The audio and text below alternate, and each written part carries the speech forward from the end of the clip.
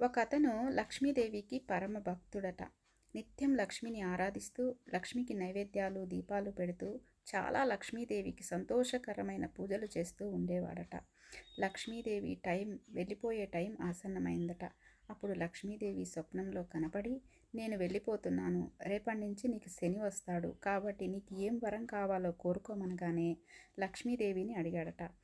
మా కుటుంబం అంతా మేమెప్పుడూ కలిసే ఉండాలి, చాలా సంతోషంగా గడపాలి అనంగానే లక్ష్మీదేవి తదాస్తు అంటూ వెళ్ళిపోయిందట. తెల్లవారింది. తెల్లవారాక ఆ అత్తగారు చెప్పిందట కోడలికి, పెద్ద కోడలికి, కూరలో ఉప్పెయ్యమ్మా అనంగానే వేసిందట. చిన్న కోడలు ఉప్పు చూడకుండానే ఉప్పు వేసిందట. మామగారు భోజనానికి రాగానే వడ్డించగానే నోట్లో పెట్టుకోగానే ఉప్పగా ఉందట. మారు మాట్లాడకుండా తినేసి వెళ్ళిపోయాడట. పెద్ద కొడుకు వచ్చి నాన్నగారు తిన్నారా అంటే తినంగానే అతను కూడా తిని మారు మాట్లాడకుండా వెళ్ళిపోయాడట. శని గమనించి, అబ్బా, నేను ఈ ఇంట్లో ఉండలేను, ఇంత అన్యోన్యంగా ఎలా ఉన్నారు, నేను కేజీ ఉప్పు పోసినా కూడా వీళ్ళు చాలా సంతోషంగా భోంచేశారు అని చెప్పి నేనైతే ఉండలేనని చెప్పి వెళ్ళిపోయాడట.